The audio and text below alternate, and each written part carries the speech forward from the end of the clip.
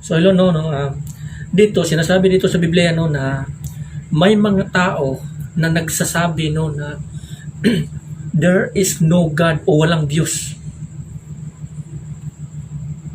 Kung sa ibang salita yan, sinasabi yan na walang Diyos para sa akin or hindi talaga siya naniniwala sa Diyos. May mga tao na ganyan dito sa ating mundo. Even though na sinasabi dito sa Biblia, hanggang ngayon, dala pa rin yan ng mga mindset ng bawat tao. Maraming mga tao na hindi naniniwala sa Panginoon. Dito sa simbahan, marami sa atin ng mga Kristiyano. Example, tayong mga Christian, naniniwala tayo sa ating Panginoon. Ganito kasi yan. Kung naniniwala ka sa ating Panginoon, ang buong puso at isip mo at kaluluwa at lahat ng lakas mo ay iaalay mo sa ating Panginoon. Kasi maraming mga tao na nagsasabi, mga Kristiyano nagsasabi, naniniwala ako kay Kristo. Naniniwala ako na may Diyos. Pero sa kanilang mga ginagawa ay hindi makikita. Sinasabi lang nila ito sa kanilang isip at sa labi lamang pero wala sa puso. So ito yung sinasabi sa Biblia nga there is no God for me.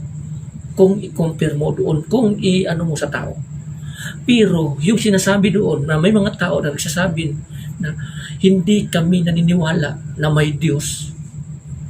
Even though na mga Kristiyano naniniwala sa ating Panginoon or na may Diyos, pero wala sa puso o sa gawa.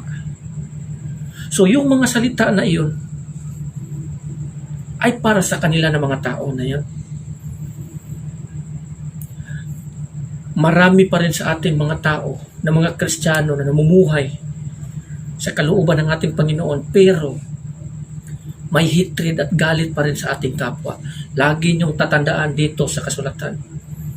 Sinabi doon na ang tao, kung ikaw hindi ka marunong magpapatawad o magpatawad sa kasalanan ng iba, ikaw ay murderer. Murderer yun. So, kung ikaw, Kristiyano ka, lahat ng sinasabi sana dito o ang sinasabi dito, kautusan ng ating Panginoon, ay susundin natin. Kung ikaw naniniwala ka sa Panginoon sa Kristo, kung sinasabi niya doon, forgive as your Father in heaven, forgive. Magpatawad ka, gaya ng iyong Ama na sa langit, ay nagpapatawad. Pero kung hindi ka magpapatawad sa ating Panginoon, ang hindi ka magpapatawad sa kasalanan ng iyong kapwa o kapatid o kapwa-tao, hindi ka rin mapapatawad ng Panginoon. Kung sa ganon, hindi ka namumuhay sa kalooban ng Panginoon. Kung ang tao hindi namumuhay sa kalooban ng Panginoon, ang tao na yan ay walang pagkakaiba sa isang tao na nagsasabi na hindi ako naniniwala sa Diyos. Kasi kung ang isang tao naniniwala sa Diyos, susundin niya ang utos ng Panginoon. Ang kalooban ng Diyos. Pero kung ang isang tao hindi niya ito sinusunod, even doon na sinasabi niya na naniniwala sa Panginoon, babagsak pa rin yan sa doon sa nagsasabi ng mga tao noong unang panahon na sinasabi dito sa Salmo na hindi sila naniniwala sa Diyos. Ganun ang sistema. No? Marami sa atin sa simbahan, no, mga Kristiyano, hindi naman sa huwag niyo sanang isipin na nagpapaka-perfecto ako, no? Makasalanan din ako. Sa atin kasi mga Kristiyano, marami sa atin na nasa loob ng simbahan o pumapasok sa simbahan, or marami pa rin mga Kristiyano na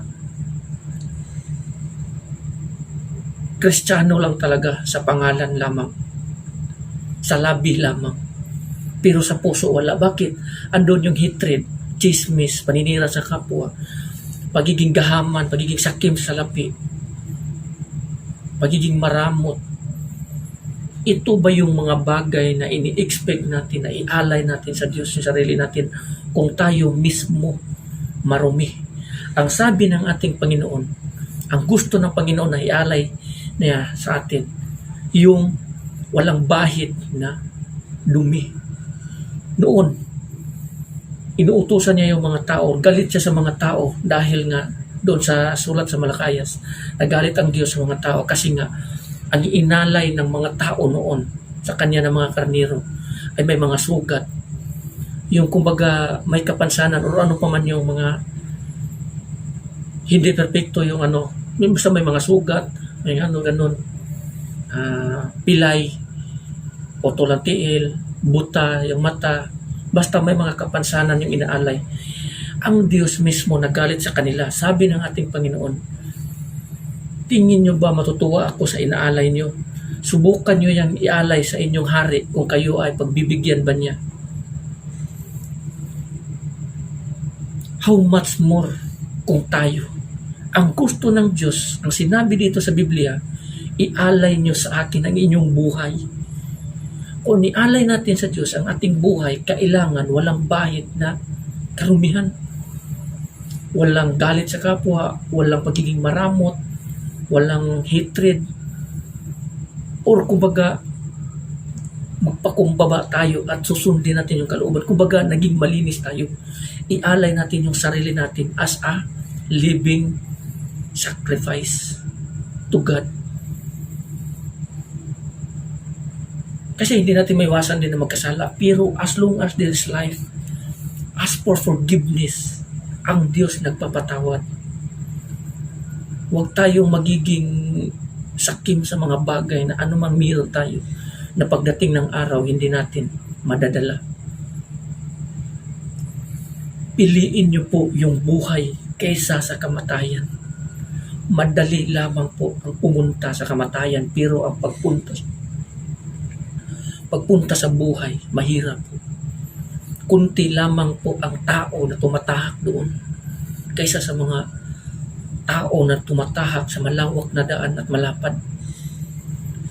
Lagi po nating babantayan ang ating sarili dahil hindi po natin alam kung ano pa ang mga patibong na inilatag ni Satanas para sa tao upang tayo ay pigilan niya na makapasok sa kaharian ng Diyos sa pamamagitan ng ating Panginoon Kristo. Kasi maraming tao na sumubok na sumunod sa ating Panginoon Kristo at iniisip nila na perpekto sila at okay sila at makapasok na sila.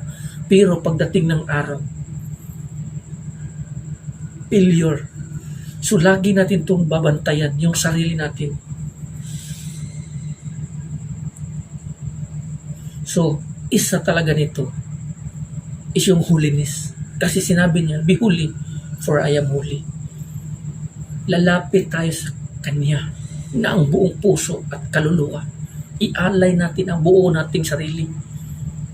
Huwag kayong gumaya sa mga tao ngayon na masyadong lahat ng lakas nila, isip at puso, ginugol nila sa makamundong bagay, sa pag-aaral sa mga bagay na hindi naman talaga mapapakinabangan pagdating ng araw. Maraming mga tao na nagiging ganyan. Kung ang isang tao kasi nagiging matalino sa makamundong ito or nagiging successful, nagiging mapagmataas na yan at magiging mayabang, never nila nung na makakayanan na lalapit sa Panginoon na buong puso. Kahit na sinasabi pa nila na naniniwala sila sa Panginoon, pero yung puso nila at pamumuhay nila malayo. Yun ang ating babantayan. Kasi nandito tayo ngayon sa panahon kung saan nag-aalam ang kasalanan. So hanggang dito na lang. Maraming salamat and God bless everyone.